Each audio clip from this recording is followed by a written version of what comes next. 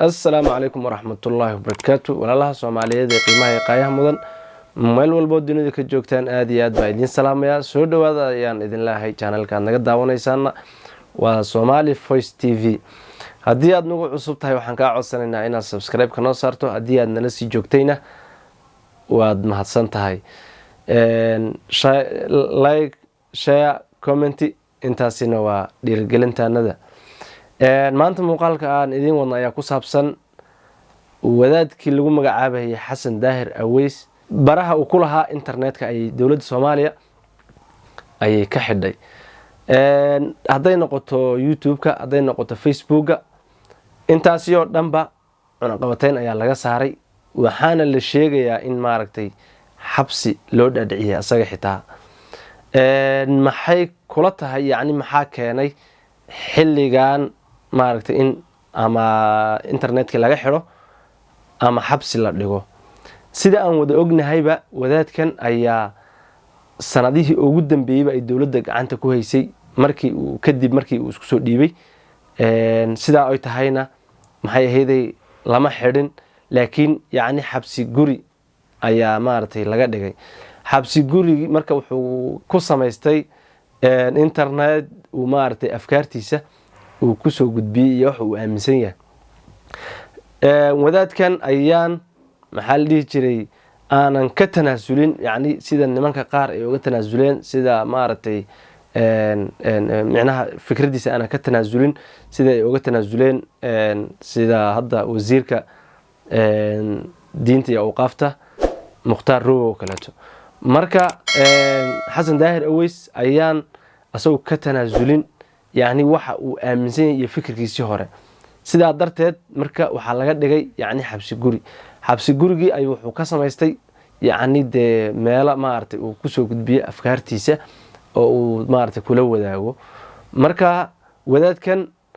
4 sanoba ama aan dhahna ama ka badanba maxaa la jiray xabsi gurigaas soo ahaa afkaartiisana halkaas ayuu ku soo gudbinay dawladuna way ogeydo yani de ayagu maartay gacanta ugu jiray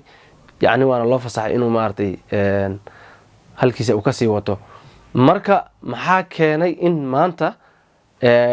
barihii bulshadii laga xiro iyo meelihii uu maartay de fikirkiisa iyo wax uu aaminsan yahay uu ku soo gudbinayay maxaa keenay macnaha arintaas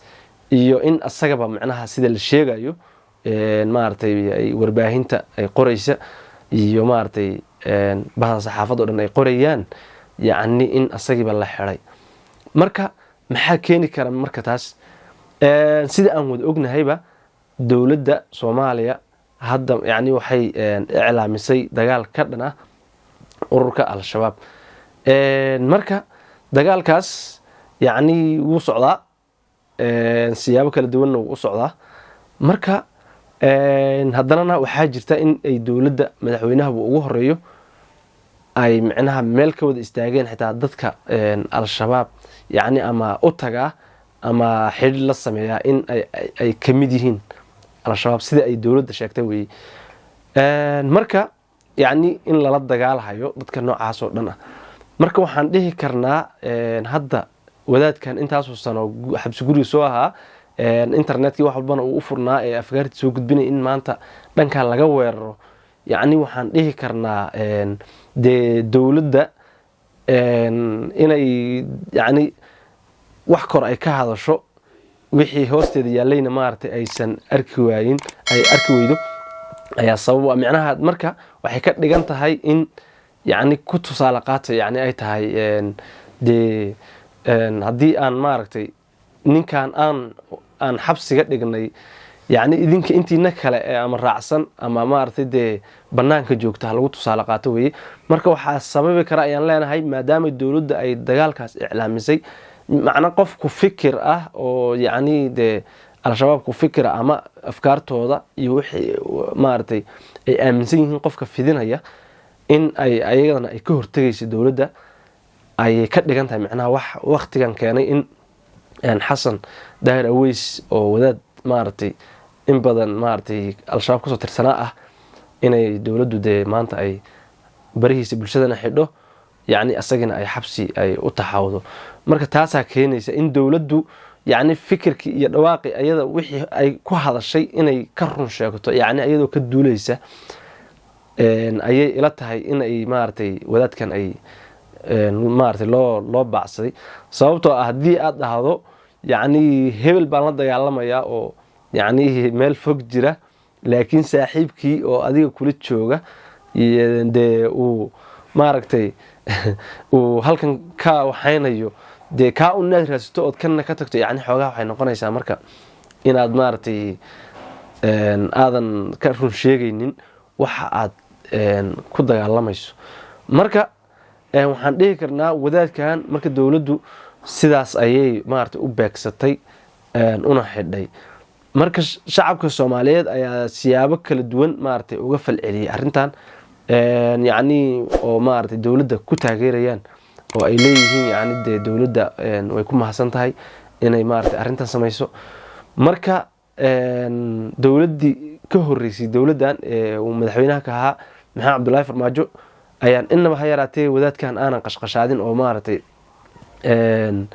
dee hawshiisa ha wata tiri marka dadka Soomaaliyeed baa qaar waxay leeyihiin yacni dowladdaaba baa maaragtay naas nuujinaysayba ay leeyihiin dadka qaar say sheegayaan waaye marka adigu isku soo duduubo bulshada Soomaaliyeed ayaa aad iyo aad maaragtay u soo dhaweeyay arrintan kuna bogaadinaya maxay ahayd dowladda hadda jirta ee uu madaxweynaha ka yahay xaan sheekh maxamuud marka adigan hadda daawanaya yacni muuqaalkeena hadda daawanaya sideed u aragtaa yacni in wadaadkan intaasoo maaragtay sano xabsi guri dowladda usoo ahaa